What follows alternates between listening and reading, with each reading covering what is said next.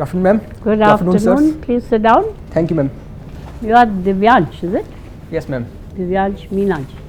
Where are you staying just now? I'm in Jaipur. You've come all the way from Jaipur. Yes, ma'am. Okay, that's nice. Jaipur is a nice place. Yes, ma'am. So, what is your interest area? What is your hobby? Ma'am, I have multiple hobbies, but I have mentioned cricket as a hobby, along with basic video editing and endurance running. Editing. Yes, And? ma'am. Endurance running. Oh, learning. Wow. So, tell me, when is the next cricket match? Ma'am, it's being played in which format? Women's format or men's The format? test match. India and Australia are going to play a next match within a few days. I'm unable to recall the date right now. It doesn't matter. So tell me, what is intensive agriculture? Intensive agriculture. Have you heard this word? Yes, ma'am. What is it? Ma'am, although I'm unable to recall the exact definition right now, but in my understanding, it means that it's a very high intensity of cropping there. The cropping intensity is very high through the use of fertilizers and pesticides, so that we're able to get more productivity in the field. So you put more fertilizer, more everything, and then get 2-3 crops, or one single crop, 3 crops. And possibly more than one crop. More than one crop. So, but you've never been to a village. Have you been to a village? Yes, ma'am. You have. So that's okay. So tell me that there was a Chinese balloon, as they say, right? And it was roaming around Canada, USA and South America. Yes, ma'am. So who do you think sent it? Ma'am, it has been made allegations by USA that Chinese were doing spying through the balloon. Right. But China also accepts that the balloon was theirs, but they don't accept the spying allegations. No, but who sent it, they don't accept, is it? I mean, does China say that it sent it, or it said it did not? China says that it was for the research purpose. Research purpose. Why was it doing research in the United States? You know, and they shot it down twice. Yes, Once over Canada, once over the US, right? So what's the point in sending something which will be shot down? What do you I'm think? not aware of the You exact do technology. not. Okay, doesn't matter. So you tell me that we've heard of artificial intelligence and we've heard of robotics, okay? So do robotics come in handy for housewives? Any housewife? For housewives, ma'am. A housewife, or a lady who looks after a house, any lady. Ma'am, actually, this does have potential for being used by the housewives. So, if any person, not just a female but any male also, as a housewife or anybody, so for the household chores, the robotics may actually be used if adequate technology is available and understanding is there in the person to use the robotics. For example, some minor robots have actually been developed so that in household stuff they can actually be used. But I think as of now, for a commercial purpose, it is not yet very common. People don't know about it, right? Yes, ma'am. If they knew that the jhadu can be done by a robot, then why should they employ a maid who will never come in time? Have you understood that? Who never comes in time, never does the work properly. The robotic thing, the robot goes all over the house, under the chair, under the table, and cleans it. And they also look after children, small kids. They keep talking to the child. The child laughs and plays. That is also one aspect, right? Okay, tell me what is extensive farming? You told me about intensive. What is extensive farming? Ma'am, in extensive farming, the area of agriculture is very wide. The crop field is actually very wide, and even the productivity may not be very high, but still the farming is done in that area. So, what is the productivity productive crop in your area? Near about 10 miles here, 10 miles there. What do they grow? Ma'am, mainly millets are grown. Millets. The bajra crop is grown mainly. Okay. Along with that, some tree crops are being grown nowadays from early times also, because the rainfall is semi-moderate. So, based on those factors, bajra and other millets are grown in that area along with trees. Is bajra a nutritive millet? Yes, ma'am. It is. Have you had bajra? Yes, ma'am. You have. In your house they eat bajra. Yes, ma'am. Oh, that's good. Right, sir? Please. Divyanshu, in the early decades of our attaining independence, there were economists who would advise the government to pursue policy of developing very intensive competitive edge in agriculture, because India traditionally had been an agricultural country. Do you think we followed that policy? And if not, are there any ramifications flowing out of it? Sir, following the independence, we did follow the Mahalanobis plan and the focus was on massive industrialization. However, in those policies, even though we can see benefits in longer term, but gestation period was very long in many of these. Mahalanobis came somewhat later, yes, not immediately after independence, isn't it? Yes, yes. But sir, still the focus was on developing major industries. Okay. When our Prime Minister that time said that we need more industries for a modern India. Okay. However, in longer term, we realized that sustainability is, along with other sectors, agriculture sector, service sector, all these sectors together will make for a better, more resilient India. But we plugged that gap through Green Revolution, no? Yes, sir. Yes, sir. But in Green Revolution also technology has been critically useful. And green, as I said, along with the other sectors, that all sectors together are required. So emphasis on just one sector was never the best idea. And as we have realized with time that we need to focus on all the sectors. Okay, so for a moment, put your economic thinking cap on your head and just imagine, had we pursued intensive agricultural policies in the initial decades immediately after independence, would it have fetched us results? Because after all, I mean, in the present times, we see that the agricultural sector is not very much a value creator in economy. It's the service sector, it's the tech sector which is creating value. Sir, although it may appear that in short term that intensive agriculture may have led to productivity and we may have possibly avoided the food crisis, but in longer term there may have been ramifications. A few factors like how we would have achieved intensive agriculture through use of fertilizers and chemical pesticides that may have actually compromised the sustainability aspect of the agriculture. So we had to follow a more diverse policy. Are you aware of this term used by one of the important followers of Gandhi, who wrote about Gandhian economics profusely? Economy of permanence. Sorry sir, I've not heard about it. All right. We also get to hear of global warming and I mean, it was today or yesterday, a lot of reporting has been done around this. There is humongous data produced by different countries, and yet somehow we have not been forewarned about the possible dangers that stare right in front of our eyes. So what's the problem? I mean, why is it that automated devices or AIs and so forth, they are not able to predict as to what's going to happen?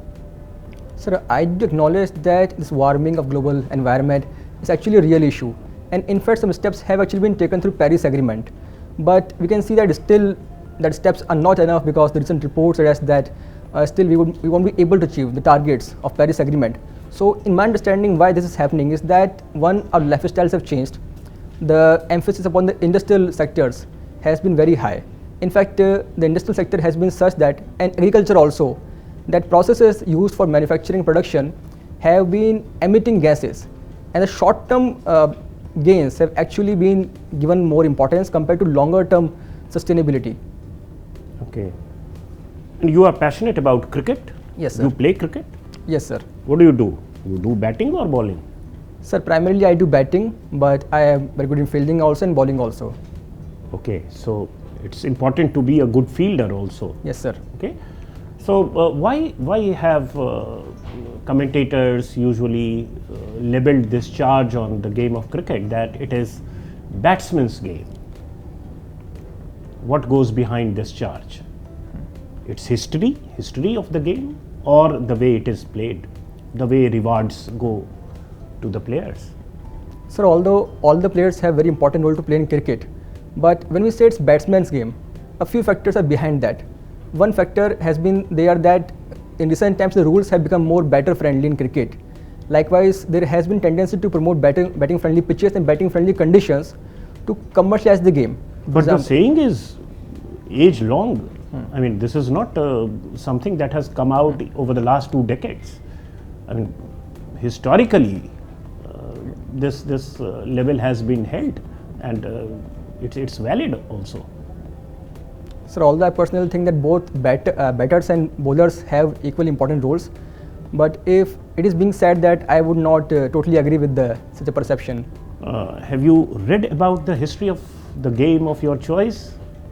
Yes, the sir. way it evolved, say in England, and the way it spread to colonies? Yes, sir. And what goes behind this lopsidedness even of rules in favor of the batsman?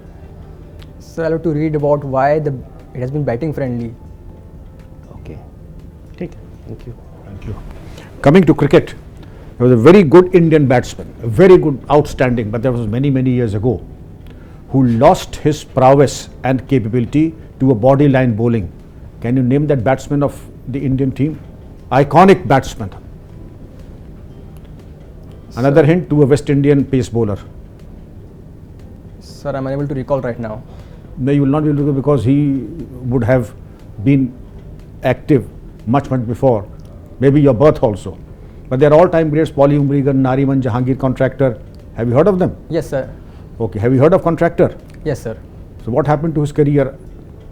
Sir, as far as I remember, he was a bowler and a ball hit his throat. Okay. Okay, we'll go to the next question now. आज़ादी का Amrit Mahotsav and Vision Amrit Kal 2047. What is that vision of Amrit Mahotsav 2047? Sir, it is dependent on the idea of the government that next 25 years are going to be the best phase of India's development, and on that basis our country needs to become a very good in development for the next 25 years by 2047. So what are the essential aspects that in terms of priority, what would be the priority for the next 25 years? Sir, I'm unable to recall the government's listed priorities right now. Okay, we go back to your state. You must have heard of the Thar Desert. Yes, sir. Can you shed some light on the creation of the Thar Desert? What use is it being put to by Rajasthan and Government of India? Can you shed some light on that? Yes, sir. Sir, first about the formation of Thar Desert. Like around 60 million years ago, this area was basically under the maritime conditions. However, with time, due to tectonic factors, there was the upliftment of the land, and that meant the elevation became much higher, even though some remains of the maritime environment remained. So those fossils. What are the evidence? Tell me. That's very interesting. What are those fossils, and what is the evidence? That because there's basically paleontological evidence that is very, very significant. What is that fossil evidence that is available? Sir, in the Akalwood Fossil Park, we have evidences of the dinosaurs and their fossils. The dinosaurs existed in the oceans? They Sir, did not, or did they exist? No, sir, I misspoke that. But I'm able to recall exact evidence of fossils from that age. Okay, come down to Rajasthan. Has a glorious past. Excellent books have been written. Tell me the 2 books that are your favorite on Rajasthan, its chivalry and its bravery. Sorry, sir, but I have not read many books about Rajasthan. I have to read those. Okay, name at least 1 book, not many. But can you recall anyone? Sir, Prithviraj Raso was there, but Prithviraj Chauhan. Prithviraj Raso is not from Rajasthan. It is Chand Bardai, Okay. and that is the Delhi Empire of Prithviraj Chauhan. Sorry, sir. And anyway, we go to the next question. There is so much that you can do about Rajasthan and read about Rajasthan, tales of Rajput chivalry, etc. Yes, sir. Rajasthan of late, there are certain very important questions raised about women's security in Rajasthan and the multiple and the gang rapes. Now, when the Verma Commission came about, I gave a proposal that the serial rapist, a gang rapist, must be chemically castrated. You understand what chemical castration is? Yes, sir. So, 11 countries in the world already have this punishment, although my suggestion was not incorporated. But what are your opinion about chemical castration in respect of serial rapists, gang rapists? Sir, I believe when it comes to rape cases in Rajasthan or any state for that matter, we need a more broader approach. Simply making the punishment stricter will not end this issue. The issue is not just a law and order issue, but it's also a social issue. For the law and order side, we need to improve our judiciary, make the cases faster, and improve quality of the policing in such cases. Likewise, social reforms are needed, so to improve the conditions of women. Likewise, we can have cameras, lighting across all the places, so women feel safer everywhere. And as far as making punishment stricter, we can make them stricter, but going to extreme ends like chemical castration may not be the best idea. Okay. Now, in spite of the amendment of the most three important laws of the country in respect of security, the IPC, Criminal Procedure Code, and the Evidence Act, the POSH, the POCSO, Yes, sir. do you think crime against women has increased, decreased, or there is a status quo vis-a-vis 2013? Have you understood the question? Or Yes, sir. Sir, to say whether crime has increased or not, it's actually more complex. So all the data may show that from the NCRB that crime is actually increasing, crime rates are increasing. But the flip side is that it's also possible that because of awareness and empowerment, more women are actually reporting the cases. So it is difficult for me to say crime has increased or decreased. But at least how would you react? Understood. There is a greater number of registration which you are referring to, and that is because the women feel safe going to a police station, and there is no sense of shame in saying that yes, there has been a misdemeanor on somebody's part. But that is just the first step to criminal jurisprudence. But the end product is the conviction. Has the conviction gone up or has the conviction come down? Sir, as far as I know, the conviction rate in rape cases are very low. And for that, we require reforms in the judiciary as well as the policing. So the cases, the charge sheets are filed on time, and more technologically based evidence is collected, and the judiciary also is more quick in the cases. Divyansh, 10 years is not a small time. 10 years is a decade. In 10 years, the best brains of the country put in whatever improvement they could. And if the conviction rate is coming down, it's not only has come down, it is steadily going down. Don't you think it is a cause of very great concern? What we will do later. That is why I said chemical castration is the solution. Once you castrate 5 people in a state, people will think 1,000 times before they commit a rape. But some result, end product has to be there in front of society. In 10 years, legislations, people-friendly police, women police officers, hearing in camera, yet the convictions are not happening. If the convictions are not happening, you give a solution. What should we do? What should the society do? Sir, I do acknowledge that this increase in rape cases and the low conviction rates is a matter of concern for our country. So in my understanding, if we have to solve this issue, we need to act on multiple levels. The very first level is the level of law and order. So make sure the problems there are resolved. For example, implement the recommendation of Prakash Singh committee, increase number of police personnel, reform their training methods so that they are more capable to actually solve these cases.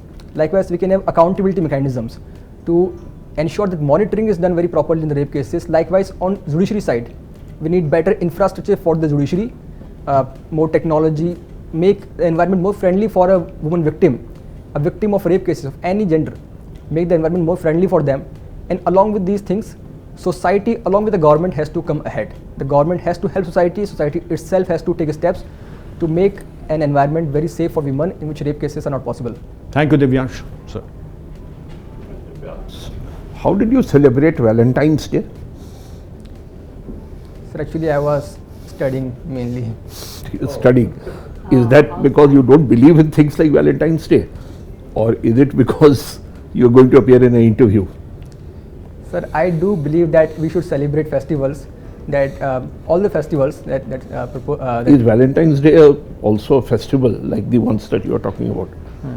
Sir, I'm not sure is it exactly a festival or not, but like it has become a convention for many years to celebrate it.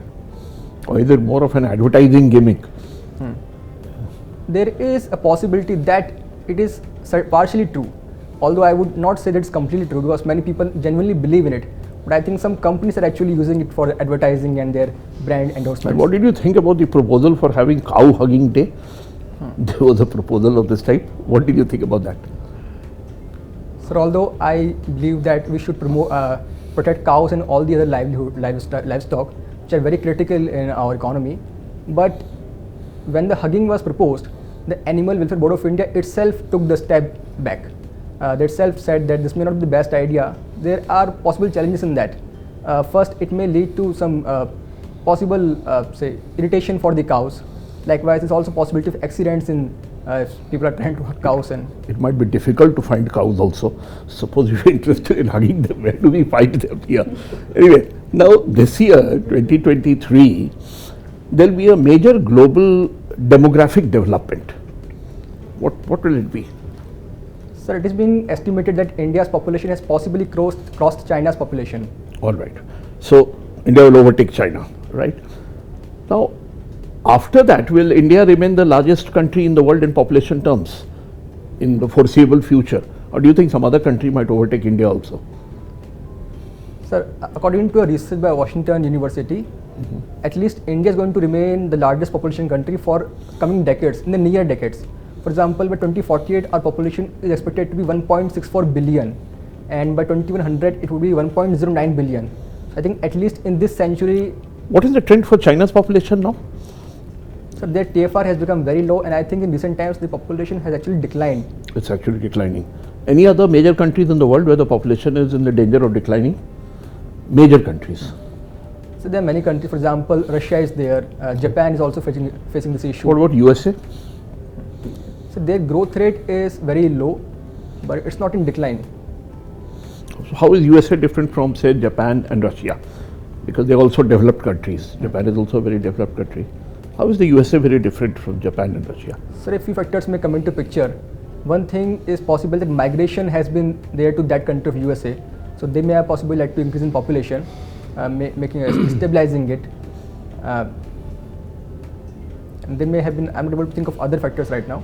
Okay. Now, you know, one of the things that is often claimed is that India will benefit from this demographic transition.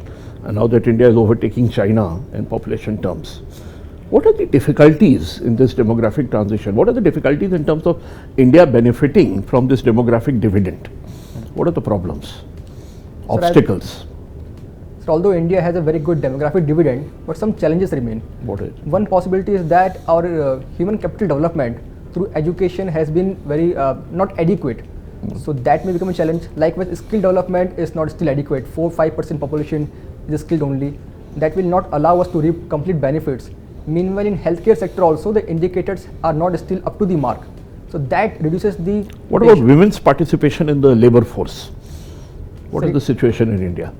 So in fact, the workforce participation rate of women is currently very low. I think it's below 27%, and in fact, in recent times we have also seen a decline also, which is not a good thing for us. So is that also part of the challenges?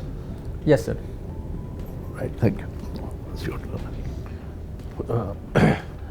Divyansh, is there any agitation going on in Ladakh for the last few weeks? Yes, sir. In fact, Sonam Wangchuk there, the famous academician, he has been demanding the status of Schedule 6 for Ladakh. What does Schedule 6 say? Sir, it basically provides autonomy to the tribal areas of the country.